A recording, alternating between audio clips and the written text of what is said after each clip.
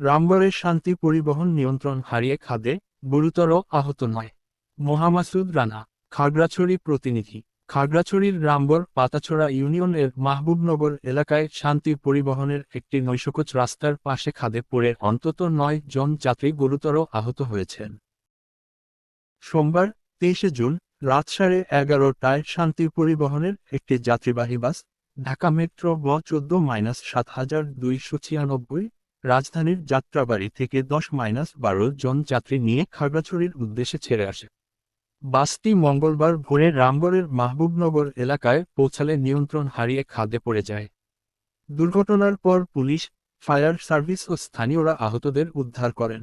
আহতদের মধ্যে গুরুতর আহত 2জনকে চট্টগ্রাম মেডিকেল কলেজ হাসপাতালে পাঠানো হয়েছে। বাকি আহতদের স্থানীয় জালিয়াপাড়া বিজিবির হাসপাতালে চিকিৎসা দেওয়া হচ্ছে।